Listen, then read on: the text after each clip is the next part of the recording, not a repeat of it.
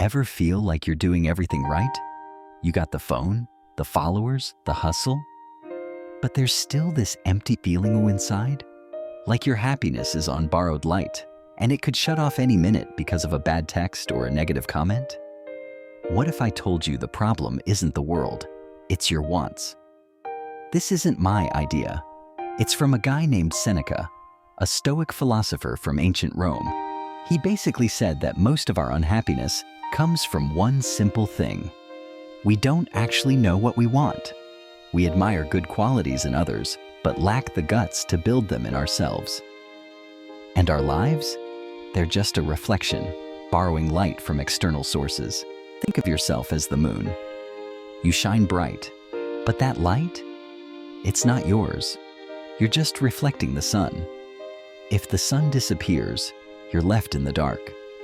That's what Seneca meant by a life filled with light from the outside. What is that light today? It's the likes, the shares, the retweets. They give you a hit of validation. It's the job title, the salary, the car you drive. They make you feel valuable. It's the praise and attention from other people. The problem is, this stuff isn't yours. It's on loan. And as the philosophy says, the second something blocks it, you lose your job, you get canceled, a deal falls through. That borrowed light vanishes, and you're left in the dark, wondering who you even are without it. That's when you face the hard truth. Wow, I don't know who I am without my stuff. Seneca put it perfectly. You know how to be happy, but you lack the courage. We all know real happiness comes from within, from peace of mind, genuine connections, doing things you love. But we're scared. Scared of being judged, scared of failing, scared of missing out. So we take the easy road. We chase the external bling. Seneca uses this character named Pythocles to make his point. The desire for wealth. Want to help a friend get rich? Don't just give them money or a side hustle.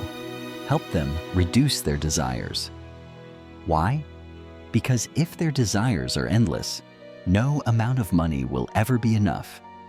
But if they learn to be content, even a modest income feels like abundance. It's why you see people making 6 figures drowning in debt, and others making 50 grand who are completely at peace. The desire for comfort. We think happiness is the next gadget, a bigger house. But Seneca flips it. If you want Pythocles to live in comfort, remove his desires. Look at your closet. Do you really need another pair of shoes? Or is real comfort a clutter-free space that gives your mind room to breathe? The thirst trap. He uses a great metaphor. The garden doesn't give you a drink that makes you thirstier. Social media, binge watching, gossip, they're like drinking soda. It feels good for a second, but it just makes you crave more. The natural remedy that actually quenches your thirst? It's a good book, a walk in nature, a deep talk with a friend. Things that don't cost much, but leave you truly fulfilled. So how do we stop being the moon and start being the sun? How do we generate our own light? The desire audit.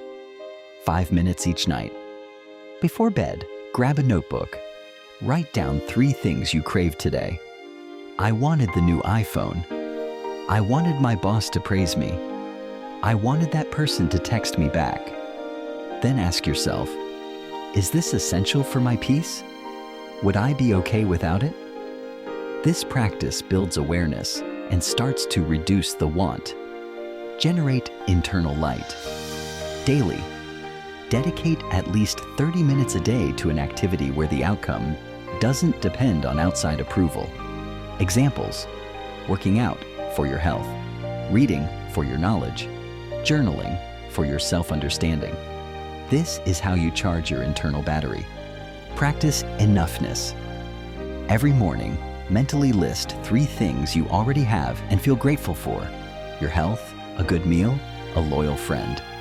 When you focus on what you have, the desire for what you don't have naturally shrinks. Time is like a black hole. It's going to swallow almost everything. The external bling will fade, but the light you generate from within, your peace, your wisdom, your freedom from unnecessary wants, that light doesn't go out, even when no one's watching. Be like a garden, not for show, but to quench your own thirst. Because real happiness is when you stop chasing the things that only make you thirstier.